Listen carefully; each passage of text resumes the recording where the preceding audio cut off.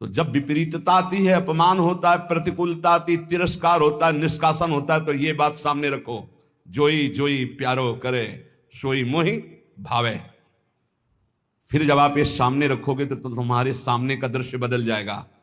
जब प्रश्न का उत्तर दे दोगे तब आएगा भावे मोहि जोई सोई सोई करे प्यारी। भगवत रसिक जी कहते हैं, जो मैं चाहता हूं वैसे केली करते हैं, एक क्षण के लिए नेत्रों से ओझल हो जाऊं तो भगवत भगवत भगवत ऐसे पुकार पड़ते हैं। चूको मत, समर्पण नहीं करोगे तो छीन लेगा काल, काल छीन लेगा। काल के अधीन है देह, ये प्राण काल के अधीन है, नष्ट हो जाएंगे। समर्पित कर दो, नष्ट होने वाली चीज तो अविनाशी मिल जाएगा। जन्म जन्मांतर से जिस महासुख के लिए भटक रहे हैं, कहीं समर्पण जाके लिखा पढ़ी नहीं करवानी है, बस आपको प्रश्न का उत्तर देना है। और प्रश्न जब आता है तो प्रश्न के रूप में नहीं आता है, समस्या के रूप में आता है। ध्यान रखना, हमारे अध्यात्म का प्रश्न ऐसे नहीं आता कि आओ बैठो उत्तर दीजिए, खड़े होइए, ये इतने प्रश्न का उत्तर मुख से दीजिए, इतने लिखित दीजिए, ऐसा नहीं होता कुछ। यहां घटना होती है। अब उस घटना में तुम्हारा ज्ञान विज्ञान खींच लिया जाएगा। अब तुम बोलो, इसका उत्तर दो, संसार की तरफ हो या हरि की तरफ। और अगर उस समय नारद जी की तरह, जैसे नारद जी का सब कुछ अपहरण हो गया, तभी उनको वो राजकुमारी प्यारी लगी, उस समय भी वो सोचते हैं कि हरि के समान हित करने वाला मेरा कोई नहीं। और एकांत में हरि की शरण में होके कहते हैं, जेहि विधि होए नाथ हित मुरा करहु सुबेगी दास में तोरा। बलिहारी है, आचार्य हैं भक्ति के, प्रचंड माया की स्थिति में वो कह रहे हैं, जेहि विधि होए नाथ हित मुरा करहु सुबेगी। क्या बिगड़ा? कुछ नहीं। तिरस्कार, अपमान, निष्कासन, नाना प्रकार की विपरीत परिस्थितियां। उस समय तुम किस पक्ष में हो? इष्ट और गुरु के पक्ष में हो या स्वजन संबंधी व्यवस्था, बैंक बैलेंस, अपनी संपत्ति, अपनी नौकरी, अपना वैभव, क्या किधर हो? ये उत्तर है, उत्तर। और एक सेकंड में कॉपी जांच ली जाती है। आपका उत्तर आया, उसी क्लास में रहोगे, क्लास से तो नीचे नहीं जाओगे, ना में भक्ता प्रणश्यति, पर ऊपर भी नहीं उठ पाओगे। अभी फिर पढ़ो, फिर आएगी समस्या रूपी प्रश्न। इस मार्ग में प्रश्न के दो स्वरूप हैं, एक भयंकर लुभावना सुहावना, दो भयंकर, एक प्रश्न, एक लुभावना और सुहावना। इतना सुखद जो कभी सोचा था कल्पना में, वो भोगने को मिलेगा। अब उस समय प्रश्न है, वो भोगोगे या प्रभु? अगर आपको है नहीं नहीं नाथ बचाओ बचाओ, प्रभु करुणा में, नहीं नहीं मैं फिसल सकता हूं, प्रभु मुझे बचाओ, तो सच्ची मानिए दृश्य ही गायब हो जाएगा, वो दृश्य ही ले रहेगा लुभावना, वहां हरि मिलेगी पक्का। करऊं सदा तिनके रखवारी, जिमि बालक राखे महतारी। पर हमें लगता है एकांत समय है और भगवान की इच्छा से ही ये सब सुख सामग्री आई, भोगो भाई। सुख सामग्री स्वीकृति, भगवान की स्वीकृति नहीं की तो गए। लुभावना सुहावना प्रश्न और भयंकर प्रश्न, ये दो जीवन में आते हैं। हाथ जोड़कर प्रार्थना है, सौदा बहुत सस्ता है भगवत प्राप्ति का, बस तुमको केवल उत्तर देना है। और रोज ये पढ़ाई ही है, रोज पढ़ाई जा रही है। जो सत्संग है ना, सर्वसंगोपहो इमाम, समस्त आसक्तियों का त्याग कराकर भगवद आसक्ति प्रदान करने के लिए। इसलिए बहुत ध्यान में रहो, तुम भगवत प्राप्ति के लिए कदम बढ़ा रहे हो, इसलिए सर्वस्व नाश हो जाए पर हम भगवत प्राप्ति नहीं छोड़ेंगे तो कुछ नाश ही नहीं हुआ।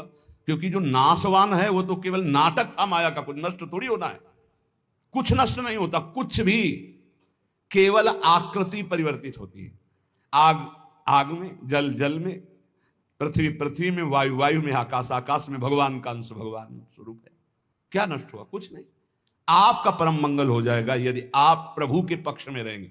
उपासक जीवन भर कदम अपने प्रभु के पाले में रखे, उस पाले में न रख दे, पर चूक हो जाती है। अगर आप प्रभु के पाले से कदम न हटाएं तो आपके लिए प्रभु सब कुछ बनने के लिए तैयार है। सच्ची मान लेना, हमारी बात को हृदय से समझ लीजिए। आपको लग रहा है यदि मैं संसार के पक्ष में नहीं हुआ तो नष्ट हो जाऊंगा, और हम कह रहे हैं अगर प्रभु के पक्ष में हो गए तो तुम्हारा संसार भी शाश्वत हो जाएगा, तुमको संसार में भी गोविंद ही नजर आएगा, वही शाश्वत सच्चिदानंद। जैसे रस्सी में सांप भास रहा है तो ना पहले सांप था, ना मध्य में सांप है, ना आखिरी में सांप रहेगा। सांप की जो भावना बनी वो मूल रस्सी में बनी, ऐसे ही ब्रह्म में ही ये संसार है, रस्सी में ही सांप भास रहा है, ऐसे ही श्री कृष्ण में ही ये नानात्व भास रहा है। मत्ता परतरम नान्यत किंचित अस्ति धनंजय, मेरे सिवा हे अर्जुन कुछ नहीं है, ना पहले कुछ था, ना अब कुछ है, ना आगे कुछ है। तो पाला में पैर रख श्री कृष्ण के, मैं आपके पक्ष में हूं, ये बिल्कुल सत्य समझ लीजिए। कभी भी प्रश्न आ सकता है, दिन रात कभी भी आ सकता है। आपको एक बात केवल पकड़नी, हमारा पक्ष प्रभु से है, सब कुछ नष्ट हो जाए प्रभु को नहीं छोड़ सकते। हम कैसे भी हैं कुछ नष्ट नहीं होगा, स्वयं प्रभु ही सब कुछ बने है, पक्का विश्वास। हमारी चूक हो जाती है, भगवान को छोड़कर और मायाकृत वस्तु व्यक्ति स्थान का आश्रय ले लेते हैं, बहुत दूर हो जाते हैं इष्ट और गुरु से। प्यारी जू और प्यारे जू परस्पर एक ही तत्व है। आचार्य चरण इस पद की रचना करके एक रुचि, एक दृष्टि, एक प्राण, एक स्वभाव वाले युगल किशोर की आंतरिक भावना का वर्णन कर रहे हैं, और हमारे भाव में शरणागति के सिद्धांत की चरम सीमा, सिद्धांत का भी वर्णन, चरम सीमा जो अंदर भाव दिए अभी जिसकी चर्चा हुई, और प्रेम का। हमारे प्यारी जू प्यारे जू बोले, प्रीतम किशोरी गोरी रसिक रंगीली जोरी, प्रेम ही के रंग बोरी, शोभा कही जात है। प्यारी जू और प्यारे जू कहने को केवल दो हैं, ये एक ही है। इनकी ऐसी शोभा है कि ध्रुवदास जी कहते हैं कि हमारी वाणी की सामर्थ्य नहीं कि मैं इनकी शोभा का वर्णन कर सकूं। युगल सरकार ऐसे अतुलनीय आनंददाता, ऐसा अद्भुत असीम सौंदर्य, कह रहे प्रेम के ही रंग में डूबी हुई है जुगल सरकार की प्रीतम और गोरी किशोरी की जोरी। वाणी की सामर्थ्य नहीं कि मैं इनकी शोभा, इनकी महिमा, इनके प्रेम का वर्णन कर सकूं। एक प्राण, एक वैस, एक ही स्वभाव चाव, एक बात दूनी के मन ही सुहात है। एक कुंज एक सेज, एक पट ओढ़े बैठे, एक एक बीड़ी दो खंडी खंडी खात हैं। एक रस एक प्राण, एक दृष्टि हित ध्रुव, हेरी हेरी बढ़े चौप, क्यों ना आघात है। प्रीतम किशोरी गोरी, ये रसिक रंगीली जोरी, प्रेम ही के रंग बोरी, शोभा कही जात है। हमारी प्यारी जू प्यारी जू, एक प्राण, एक ही अवस्था, एक ही स्वभाव, एक ही भाव चाव, एक ही बात दोनों के मन में एक ही बात आती। ऐसे हमारे युगल सरकार की जो सहज करुणामयी स्वामिनी की कृपा से लीला स्थली का आश्रय और उपासना मिली, अब हमको चूकना नहीं है। किसी से हम कह रहे थे भाई कुछ भी हो श्री जी को मत छोड़ना, श्री जी को छोड़ दिया तो फिर ये अथाह समुद्र है, तुम निकल नहीं पाओगे। और अंदर से श्री जी को पकड़े रहे तो समुद्र ही नहीं रहेगा, सूखा ही जाएगा। बड़ी करुणामयी श्री जी। श्रीपाद प्रबोधानंद जी महाराज कह रहे, सर्व दुख दशा घोरावरम वृंदावनेस्तु में, प्राकृता अप्राकृता शेष विभूतिरपि नान्यतः। दोनों बातें आ गई। प्राकृत अपराकृत कितना भी मुझे लुभायमान किया जाए, मैं कभी प्रिया प्रीतम और वृंदावन को नहीं छोड़ सकता, वही बात आ गई। और सर्व दुखा दशा घोरा, दे दो सारे दुख तुम्हारी सृष्टि में जितने हो। ये भजन बल है, भजन बल। श्री जी का नाम जब जितना करोगे तो तुम भी गर्जना करने दो, और दुख दो, पूरी सृष्टि का दुख हमें दे दो, सबको सुखी कर दो। दंत देव जी, प्रभु मुझे इतनी सामर्थ्य दो कि सबके हृदयों में बैठकर दुख मैं भोगूं और सब सुखी हो जाए। ये भगवान के भक्त का विशाल हृदय। सर्व दुख दशा घोरा, प्रभु सब दशाएं दुख की हमें दे दो, पर ना हम आपका चिंतन छोड़ने वाले और ना आपका आश्रय छोड़ने। ये फिसड्डी नहीं होते भगवान के भक्त। आजकल भक्ति जानते हो कैसे होती है? ऐसे पैर रखा जाता भक्ति मार्ग में, आंच ना लगे, अगर आंच लगी तो हटा लिया। ऐसे कभी कोई परमार्थ में नहीं चलता। नारायण अति कठिन हरि मिलन की बाट, या में पग पीछे धरे प्रथम शीश दे काट। ये वीरों का मार्ग है, कायरों का नहीं। इसलिए हिम्मत पक्की। तलवार गले तक आएगी, हार बन जाएगी, वार नहीं कर पाएगी। तलवार और हमारे गले के बीच में नाम है, विश्वास करो, विश्वास। दुखों से डराकर माया आपको हटा देगी या भुलावे में फंसाकर हटा देगी। तो इस श्लोक में दोनों बातें कह रहे हैं श्रीपाद कि सर्व दुख दशा घोरा, दे दो जितने दुख चाहो, या प्राकृता अप्राकृता शेषा विभूति रपिनान्यतः, प्राकृत अपाकृत समस्त ऐश्वर्य। देखो हमें लुभाकर नहीं लुभायमान होंगे, चाहे दुख दे दो चाहे भोग सामग्री दे दो, दोनों से मैं आपको भूलने वाला नहीं। आपका आश्रय, आपका चिंतन। कुर्वत्यापि महारौद्रम उपद्रवम अनुक्षणम। ये देखो, ये पढ़ाई है, पढ़ लो, फेल नहीं होगे। प्रभु भेजो, ऐसे उपद्रवी को भेजो जो रुद्र रूप रख करके हमारा अपमान करे, हमारी पिटाई करे, हमें गाली दे। कुर्वत्यापि महारौद्र मुपद्रव मनुक्षणम। आप कहोगे काय को झगड़ा विपत्ति मोल ले रहे हो? नहीं नहीं, पढ़ाकू जो होता है वो चाहता है कि हमसे कोई प्रश्न करे और मैं उसका उत्तर दूं।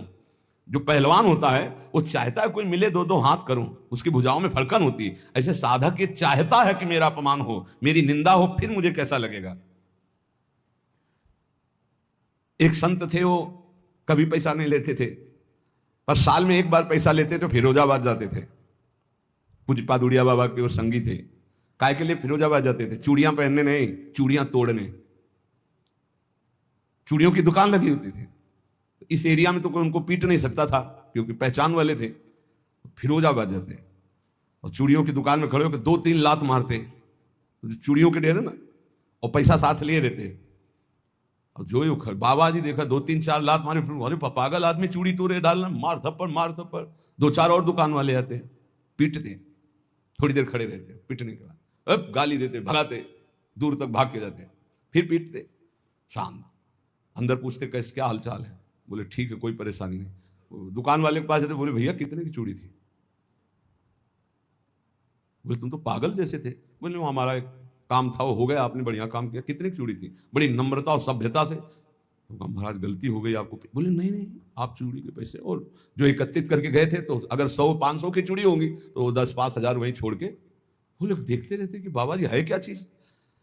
अपनी कसौटी के लिए स्वामी अनंग बोधाश्रम स्वामी जी बचपन से दिगंबर और गंगा का सेवन करने वाले, जहां भिक्षा होती वहां जाकर वो दंडता करते और 2-4 जब चपाटे उनके लगते तो वो अंदर पूछते क्या हालचाल है, ठीक है। ये सौभाग्य से मिलता है अपमान निंदा। चाहिए आपको सौभाग्य? सौभाग्य से मिलता है अपमान निंदा तिरस्कार विपत्ति संकट। क्यों? इसी में भगवत प्राप्ति होती है, इसी में आपकी भूमिका बदलती है। लेकिन हम ये देखते हैं जब भूमिका बदलने का अवसर आता है वो नीचे धम्म से गिर जाता है। सालों से सेवाएं होती हैं, गुरु सेवा से की, संतों की सेवा, ये सेवा वो सेवा। अब आया नंबर उसका उत्थान के लिए, फौरन 0 नंबर में गिर गया जाके धम्म से। चल फिर पढ़ाई कर, फिर आना, प्रश्न होगा, फिर उत्तर आ गए। ए भाई, सबसे प्रार्थना है